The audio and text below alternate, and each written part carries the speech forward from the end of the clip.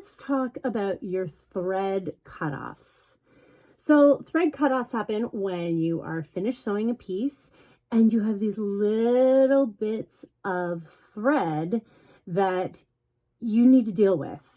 Either you cut them off or you put them on another piece of material. And today we're going to talk about that real quick. So when I first started sewing, the first thing I would do is I'd cut these off and I'd stick them to the right, because I'm right-handed, of my machine. Then a wise person, my Aunt Billy, told me, don't do that. My machine, this is my newer machine, has a fan here, and that's what cools the motor. And what happens is a lot of times those little threads will get caught in some of these newer grates and cause a major problem for the motors. So the worst thing you can do is cut them off and leave them on your table. Not only that, but they make a mess. They find their way onto the floor or all over your material or all over your clothing because they stick to everything. One thing that I like to do, and I've shown this in another video, I get a cute little glass bottle and I stick all of my cute, colorful thread pieces into this jar. And what do I do afterwards? I just leave them there. I do. I think it's so pretty. I don't know if you can see that. I'll take a little long, either a screwdriver or something, and I just push them down.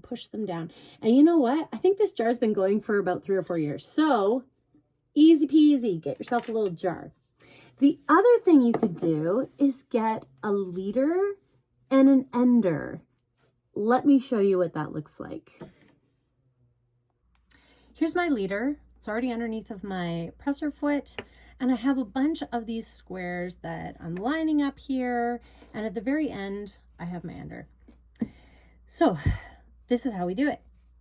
These are blocks that I'm going to be putting together for a real scrappy quilt. It's just really a scrap buster. So there's the start of my big square that I'm going to keep working on. So here we go. I'm going to run right off of this leader and I'm going to go right onto this block. Here we go.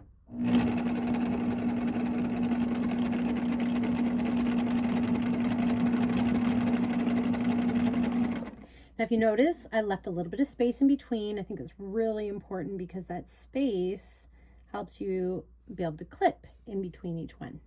Here we go.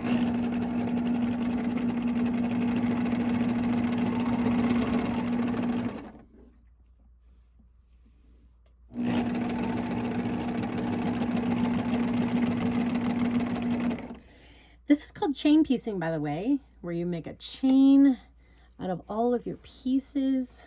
It's kind of a fun little way to do it. And look at how much thread you're actually using in between each one. Not a huge lead that you have to cut off, but just a tiniest little piece here.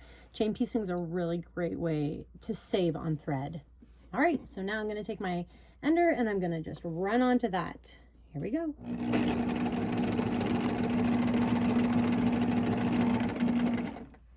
And I'm going to leave it there. I'm going to clip off the little pieces. And now I have my chain pieced pieces. I'm going to clip off my leader and that will become the ender for the next run of blocks that I use. This will obviously be the leader. And I'm going to clip these. And now, as you can see, I'm starting to make a chain of material. And I'll put these all together. I'll open that one up. You can see that one's really nice. I'll iron these down, and that will become another strip for my block. Leaders and enders are a great way to reduce thread waste. Thread is expensive, so let's not waste it. What's nice is that when you go across this, there's not a lot of thread that is used.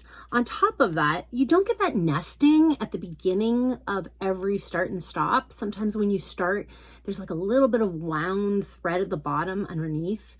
And so this prevents that. It's just a nice start to your sewing.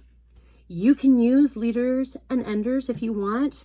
Maybe you want to use both. Maybe you want to do a nice piece for your sewing room, which I like that. You can do both. That's okay. And if you're really organized, which I'm not, but if you're really organized, you could put a whole bunch of blocks beside your machine and just have them ready and use a block as a leader and an ender. So you're really not wasting anything at all. You're just going across this block, putting it together, and this will be a part of my scrappy big block. That is a great way to use it. I'm not that organized. Some people are, but that's okay. Also, if you're doing leaders and enders, you don't want a tiny piece. Make sure that it's a good size. You know, an inch would be perfect. Mine are a little bit bigger, but that's okay. An inch is fine. You can go across this really easily, but something small, it might get nesting and kind of get tugged and put into underneath of the needle plate. So you don't want that. You don't want it to get sucked in to the machine at all. And so you want a good sturdy piece. If you want to double this, you can. You don't have to. Get a really pretty fabric that maybe has a hole in it or something that you really like to use so that it draws your attention to it and you're actually attracted to use it. So what are you doing with your threads? Tell me below, comment. Let me know if you're using leaders and enders, or maybe you're using the jar. You know what? Maybe you're just throwing them in the garbage, and that's okay too. Sometimes we just don't have the time to go out and get a jar or to figure these things out. So let me know below, comment, tell me what you think, and show me what you're doing. Even if it's something new, I would love to learn. Bye for now.